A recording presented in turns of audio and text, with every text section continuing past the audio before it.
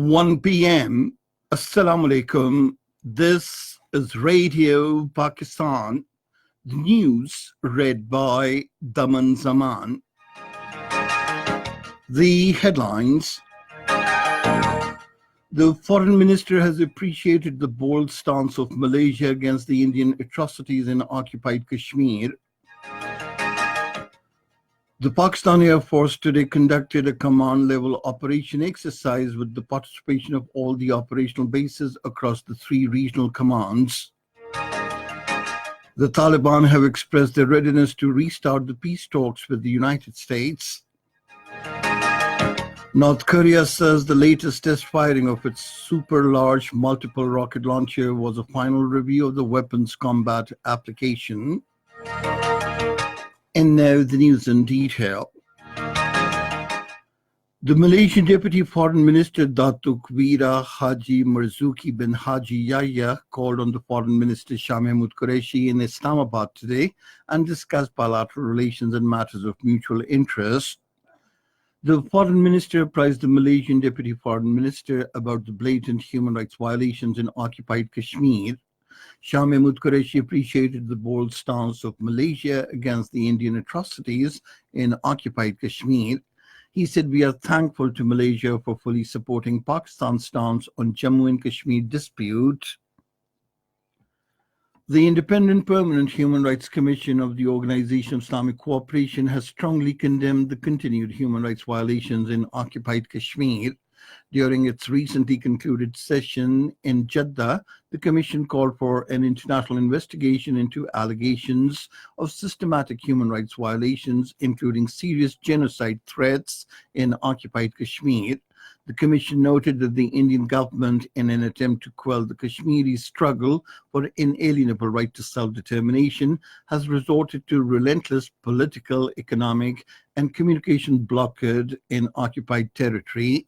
The Commission reiterated that India's move to abrogate Articles 35A and 370 of its constitution was illegal and void, as it is aimed at changing the demographic composition of the state of Jammu and Kashmir.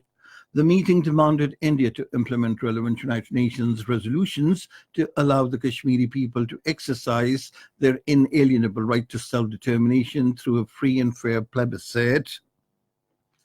In occupied Kashmir, life continues to remain badly affected due to severe military lockdown and internet blackout on the 117th consecutive day today.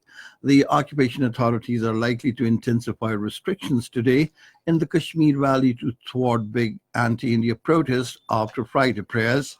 Meanwhile, in a statement in Kuala Lumpur, the president of the Malaysian Consultative Council of Islamic Organization, Azmi Abdul Hamid, has condemned the remarks made by India's Consul General in New York to adopt an Israeli model to settle Hindus in occupied Kashmir. He urged the international community to take cognizance of the grave situation in occupied Kashmir and the provocative remarks of the Indian official that have serious consequences on the region. The Pakistan Air Force today conducted a command-level operation exercise with the participation of all the operational bases across the three regional commands. The Pakistan Air Force aircraft participated in the massive concurrent exercise to practice short-notice offensive employment concept involving fighter aircraft, force multipliers, and special forces. The concept validates Pakistan Air Force's options for offensive employment of its various capabilities. The Taliban have expressed their readiness to restart the peace talks with the United States. Talking to Reuters news agency, a spokesman of the Taliban, Zabiullah Mujahid, said talks will be resumed from the stage where it stopped. Earlier, talking to newsmen during his brief visit to Afghanistan, American President Donald Trump had said the Taliban want to make a deal and he believed they would agree to a ceasefire. North Korea says the latest test firing of its super-large multiplier rocket launcher was a final review of the weapons combat application. According to North Korean Central News Agency, the launches were made in the presence of the leader, Kim Jong-un.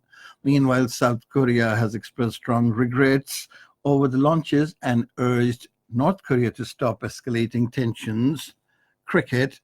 In the Adelaide cricket test match against Pakistan, Australia in their first innings were 89 runs for the loss of 1 wicket a short while ago. Earlier, Australia won the toss and elected to bat. Australia lead the 2-match series 1-0. And that is the end of this news bulletin. For more news and analyses, log on to our website, radio.gov.pk. And you can also watch the live video streaming of our bulletins on the link, facebook.com/Radio Pakistan News Official.